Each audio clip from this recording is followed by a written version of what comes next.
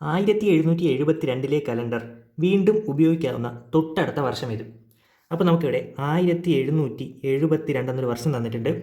ഈ വർഷം ഉപയോഗിച്ച കലണ്ടർ വീണ്ടും ഉപയോഗിക്കാൻ പറ്റുന്ന വർഷം എന്നാണ് നമുക്ക് കണ്ടുപിടിക്കേണ്ടത്. അപ്പോൾ നമ്മളെല്ലാവരും പഠിച്ചിട്ടുണ്ട്, ഇങ്ങനെ ഒരു വർഷം തന്നിട്ട് ആ കലണ്ടർ വീണ്ടും ഉപയോഗിക്കാവുന്ന തൊട്ടടുത്ത വർഷം ചോദിച്ചാൽ നമ്മൾ പഠിച്ചിട്ടുണ്ട്, തന്നിരിക്കുന്ന വർഷത്തിനെ 4 കൊണ്ട് ആദ്യം ഡിവൈഡ് ചെയ്യും.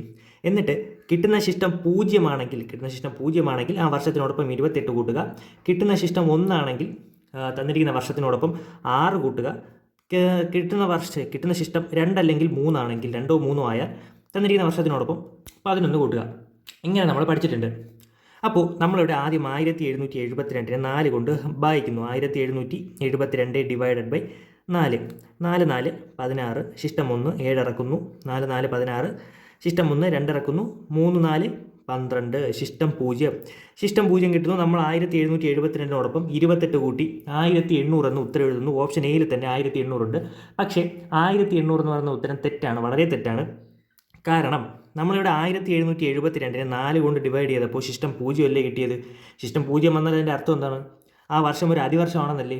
1772 ഈ 1772 ഒരു അതിവർഷമാണ്, അതിവർഷം. എന്നാൽ ഇതിനോടൊപ്പം 28 കൂട്ടിയപ്പോൾ കിട്ടിയ 1800 എന്ന് പറയുന്നത് ഒരു അതിവർഷമാണോ? അല്ലല്ലോ. ഈ 1800 നൂറ്റാണ്ടല്ലേ. അപ്പോൾ നൂറ്റാണ്ടുകൾ അതിവർഷമാവണമെങ്കിൽ അതൊരു 400ൻ്റെ ഗുണിതമായിരിക്കണ്ടേ.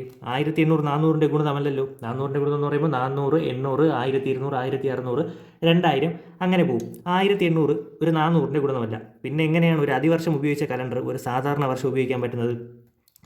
അപ്പോൾ ഇതൊരു എക്സെപ്ഷണൽ കേസാണ്. ഈ ഒരു മോഡലിൽ വരുന്ന ഒരു എക്സെപ്ഷണൽ കേസാണ്. ബാക്കി ഏത് ക്വസ്റ്റ്യൻ വന്നാലും നമുക്ക് ഈ ഒരു മെത്തേഡിൽ തന്നെ ചെയ്താൽ മതി. എന്നാൽ നമ്മളിപ്പോൾ ഒരു വർഷം തന്നിട്ട് ആ കലണ്ടർ വീണ്ടും ഉപയോഗിക്കാവുന്ന തൊട്ടടുത്ത വർഷം ചോദിക്കുമ്പോൾ നമ്മൾ ആദ്യം ആ വർഷത്തിനെ 4 കൊണ്ട് ഡിവൈഡ് ചെയ്യണം. ഡിവൈഡ് ചെയ്യുമ്പോൾ കിട്ടുന്ന ശിഷ്ടം 0 ആണ് കിട്ടുന്നത്.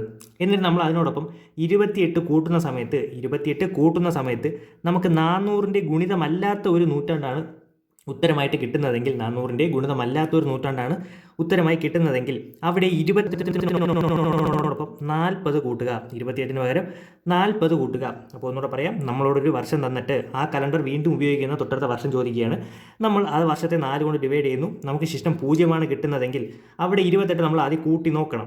ആ 28 കൂട്ടുമ്പോൾ കിട്ടുന്നത് 400ൻ്റെ ഗുണിതമല്ലാത്ത ഒരു നൂറ്റാണ്ടാണെങ്കിൽ അവിടെ ആ വർഷത്തിനോടൊപ്പം 28 പകരം 40 കൂട്ടണം. അപ്പോൾ 1772 പ്ലസ് 40 ചെയ്യുമ്പോൾ 2 11 1 1 ശിഷ്ടം 7 1 8 1812 നമ്മുടെ ഉത്തരം എന്ന് പറയുന്നത്. അതായത് ഓപ്ഷൻ ബി.